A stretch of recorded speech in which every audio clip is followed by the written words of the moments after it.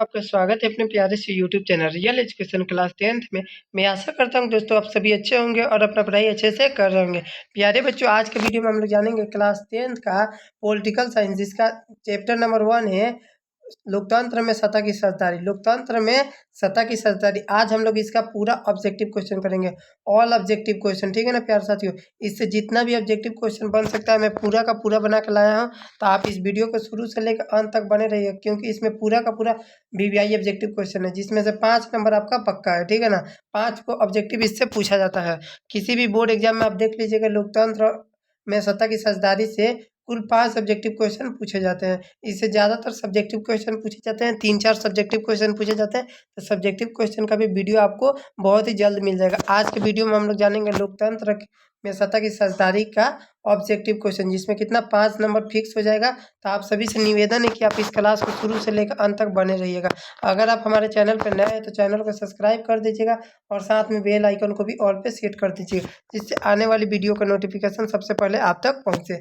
अगर आपको ये वीडियो पसंद आए तो वीडियो को लाइक भी कीजिएगा, अपने दोस्तों के पास ज़्यादा से ज़्यादा इस क्लास को शेयर भी कीजिएगा। आइए प्यारे बच्चों, बिना देर के इस क्लास को अब हम लोग शुरू करते हैं।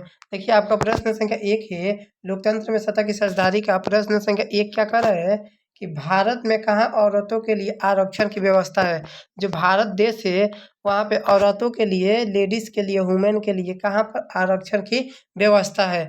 ऑप्शन ए लोकसभा, विधानसभा, मंत्रिमंडल या फिर पंचायती राज संस्थाएं।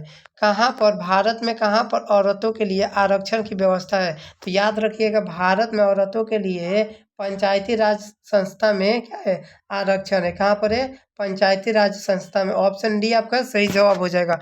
अगला प्रश्न है 2 नंबर कि भारत में वर्तमान में कितनी प्रतिशत महिलाओं को संसद में प्रतिनिधित्व प्राप्त है। भारत में कितने, वर्तमान में अभी के टाइम में भारत में कितने प्रतिशत महिलाओं को सांसद में प्रतिनिधित्व प्राप्त है। प्रतिनिधित्व 20.2%, 10.86%, 19.06% या फिर 11.7%। कितना प्रतिशत महिलाओं को सांसद प्रतिनिधित्व प्राप्त है। तो याद रखिए कितना, 10.86%। कितना परसेंट, 10.86%। ऑप्शन बी आपका सही जवाब हो जाएगा। अगला प्रश्न है 3 नंबर, बेल्जियम के किस शहर में स्कूलों में फ्रेंच बोलने पर लगा दी गई थी, रोक लगा दी गई थी। जो बेल्जियम थे ना, तो जो बेल्जियम थे वो किस शहर में स्कूलों के फ्रेंच अगर बोलेंगे तो उनमें क्या कर दिया गया, रोक लगा दिया गया था। रोक तो कौन सा शहर था, वेलोनिया, बुसरेल्स, मर्चटेम या फिर मोन्स। कौन सा शहर था, तो याद रखिएगा कौन सा शहर था, तो याद रखिएगा प्यारे बच्चों, वो शहर था मर्चटेम। कौन सा, मर्चटेम में क्या कर दिया गया था कि अगर आप फ्रेंच बोलेंगे तो उस पर रोक लगा दी गई थी, रोक, ठीक है ना। अगला प्रश्न है 4 नंबर, डरबन में नस्ल भेद विरोधी सम्मेलन हुआ। डरबन में नस्ल भेद विरोधी सम्मेलन कब हुआ था। 1980 में, 1990 में, 2001 में या फिर 2009 में। डरबन में जो नस्ल विरोधी सम्मेलन हुआ था वो 2001 में हुआ था। कितना में, 2001 ईस्वी में। कितना में हुआ था प्यारे बच्चों, तो 2001 ईस्वी में। ऑप्शन सी आपका सही जवाब हो जाएगा। अगला प्रश्न है 5 पर कि अलग अलग भाषा बोलने वाले लोगों के आधार पर सामुदायिक सरकार का गठन करने का अधिकार किस देश को नागरिक को दिया गया है। आपका ऑप्शन है भारत, श्रीलंका, बेल्जियम या फिर चिली। किस देश को नागरिक का अधिकार दिया गया है, किस देश को, तो याद रखिएगा बेल्जियम को। किसको, बेल्जियम को। ऑप्शन सी आपका सही जवाब हो जाएगा। 5 का सही उत्तर क्या हो जाएगा, सी। अगला प्रश्न है 6 नंबर, इंडिका पुस्तक के लेखक कौन है। इंडिका पुस्तक के लेखक कौन है, मेगास्थनीज, कमल किशोर शर्मा जी, MS सिंह या फिर इनमें से कोई नहीं। इंडिका पुस्तक के लेखक कौन हो जाएंगे, तो मेगास्थनीज हो जाएंगे। कौन हो जाएंगे, मेगास्थनीज। ऑप्शन ए आपका सही जवाब हो जाएगा। अगला प्रश्न है 7 नंबर, श्रीलंका में तालीम मुख्य रूप से रहते हैं। तालीम मुख्य रूप से कहाँ रहते हैं, उत्तरी पूर्वी प्रांतों में, पश्चिमी दक्षिणी प्रांतों में, पश्चिमी उत्तरी प्रांतों में या फिर दक्षिणी पूर्वी प्रांतों में। श्रीलंका में तमिल मुख्य रूप से कहाँ पर रहते हैं, तो कहाँ पर रहते हैं, उत्तरी पूर्वी प्रांतों में। कहाँ पे, उत्तरी पूर्वी प्रांतों में। ऑप्शन ए आपका सही जवाब हो जाएगा। अगला प्रश्न है 8 नंबर, भारत में बहुसंख्य आबादी है। सिक्किम समुदाय की, मुस्लिम समुदाय की, हिंदू समुदाय की या फिर ईसाई समुदाय की? तो भारत में बहुसंख्या आबादी कहाँ पर है, किसकी है? तो याद रखिएगा हिंदू समुदाय की। भारत में सबसे ज़्यादा आबादी किसकी है? तो हिंदू की है। किसकी है प्यारे बच्चों? हिंदू की। ऑप्शन सी याद रखिएगा, हिंदू समुदाय की। अगला प्रश्न है 9 नंबर, भारतीय संविधान के अनुसार भारतवर्ष को घोषित किया गया है। भारतीय संविधान के अनुसार भारतवर्ष को क्या घोषित किया गया था? हिंदू राज्य, धर्म सापेक्ष राज्य, बहुभाषी राज्य, धर्मनिरपेक्ष राज्य। तो भारतीय संविधान के अनुसार भारत को कौन सा देश है? तो धर्मनिरपेक्ष राज्य। कौन सा? धर्मनिरपेक्ष राज्य क्या कर दिया गया था? घोषित कर दिया गया था। ऑप्शन डी आपका सही जवाब हो जाएगा। अगला प्रश्न है 10 नंबर, काले दस्ताने और बंधी हुई मुठिया प्रतीक थी। जो काले दस्ताने और बंधी हुई मुठिया किसका प्रतीक थी? अश्वेत शक्ति का, नीले लोगों की शक्ति का, श्वेत शक्ति का, या फिर सभी शक्तियों का? काले दस्ताने और बंधी हुई मुठिया, काला दस्ताना और बंधी हुई मुठिया किसकी किसकी प्रतीक थी? तो याद रखिएगा अश्वेत शक्ति की। किसके? अश्वेत शक्ति की। ऑप्शन ए आपका सही जवाब हो जाएगा, अश्वेत शक्ति की।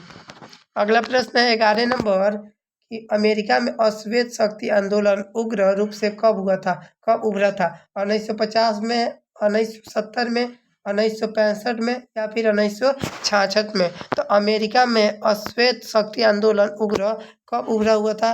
तो याद रखिएगा कब उभरा हुआ था? 1966 में। कितना में प्यारे बच्चों?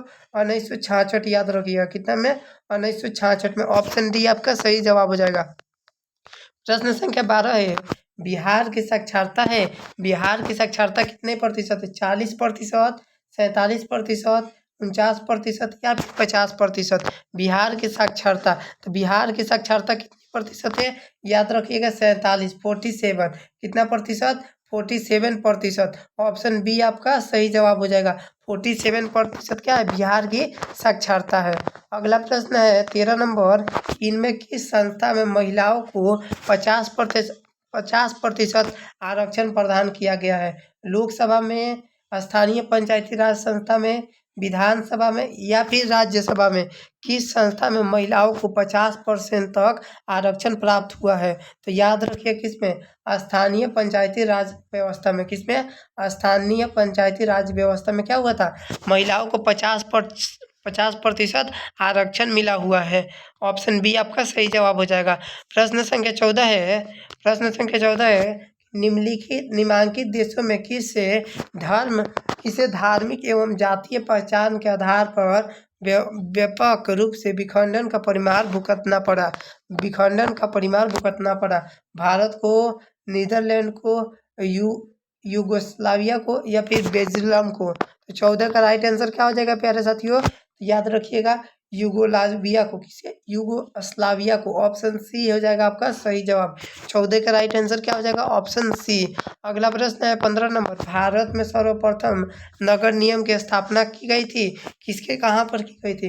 कोलकाता में, दिल्ली में, मुंबई में, या फिर चेन्नई में?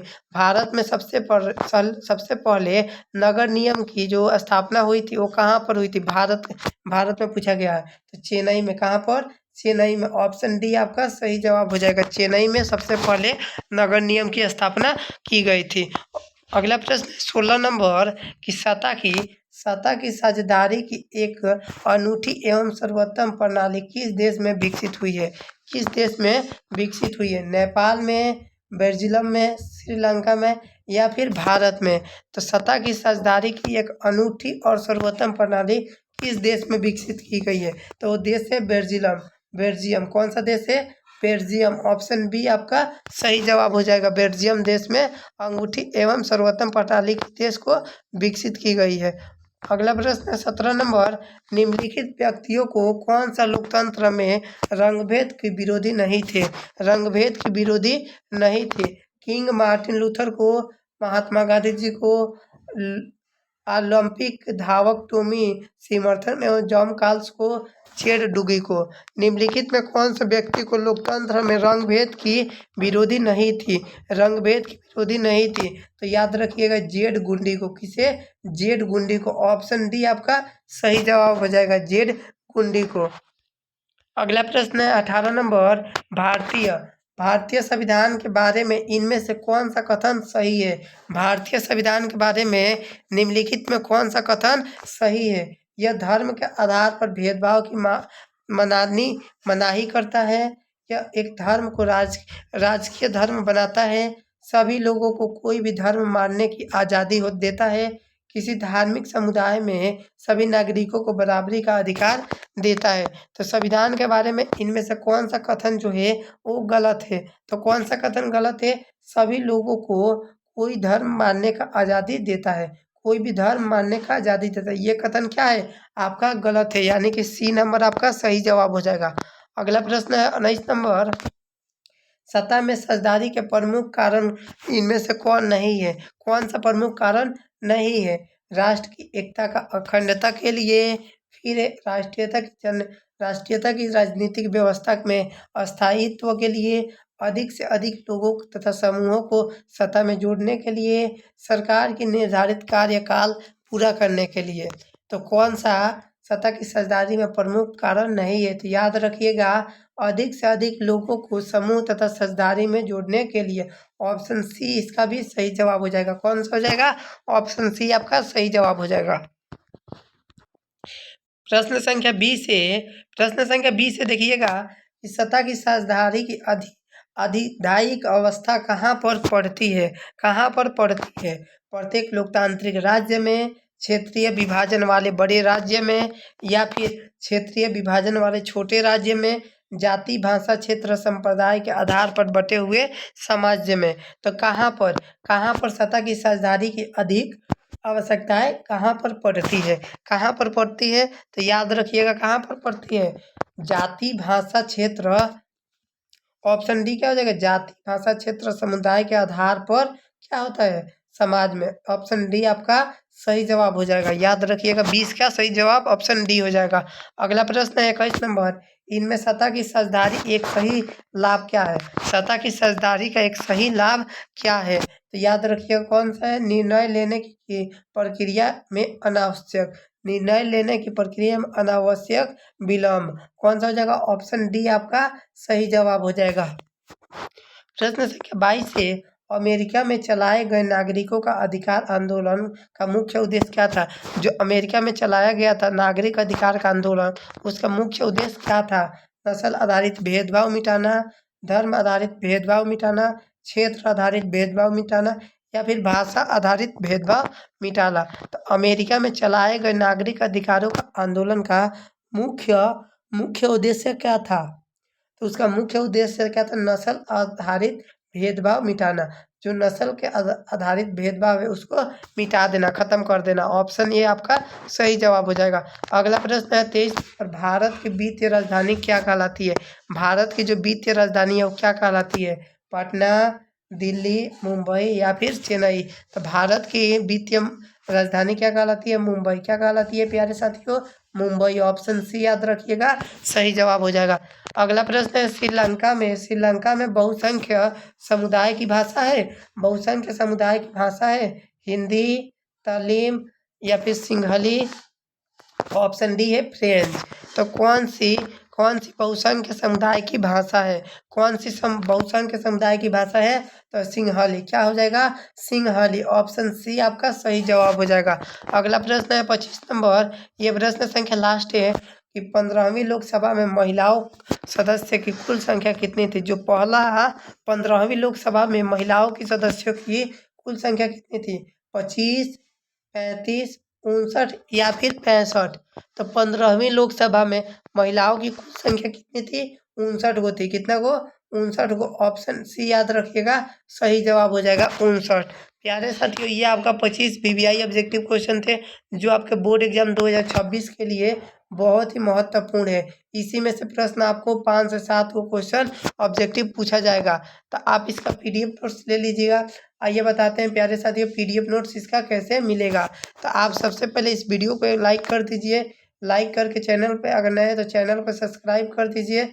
आप जब लाइक और सब्सक्राइब कर दीजिएगा, शेयर कर दीजिएगा, तो आप इस वीडियो के डिस्क्रिप्शन बॉक्स को चेक कीजिएगा। एक बार डिस्क्रिप्शन बॉक्स को आप जब चेक कीजिएगा तो वहाँ पे एक व्हाट्सएप ग्रुप का लिंक रहेगा। आप जैसे ही उस व्हाट्सएप ग्रुप के लिंक पर क्लिक कीजिएगा क्लिक कीजिएगा। आप वैसे ही हमारे ग्रुप में ज्वाइन हो जाइएगा। तो उस टाइम हम क्या करेंगे, आपको PDF नोट्स भेज देंगे। ग्रुप में हम उसका PDF नोट्स भेज देंगे। आपको सिर्फ क्या करना है, डाउनलोड बटन जो होता है ना, डाउनलोड बटन पे आपको क्लिक करके अपने मोबाइल में सेव कर लेना है। देखिए PDF नोट्स लेने का फ़ायदा क्या होता है। PDF नोट्स लेने का आपका फ़ायदा एक है कि अगर आप में नेट भी नहीं रहेगा या फिर रिचार्ज नहीं रहेगा तो आप बिना रिचार्ज के भी पढ़ सकते हैं, अपना क्लास प्रॉपरली कर सकते हैं। तो इसलिए आप ज़रूर से PDF नोट्स लीजिएगा और हमें कमेंट करके बताइएगा कि ये आपको वीडियो कैसा लगा। अगर पसंद आया होगा तो लाइक कीजिएगा, हमारे चैनल को सब्सक्राइब कीजिएगा। मिलते हैं एक नए वीडियो में, तब तक के लिए जय हिंद, जय भारत।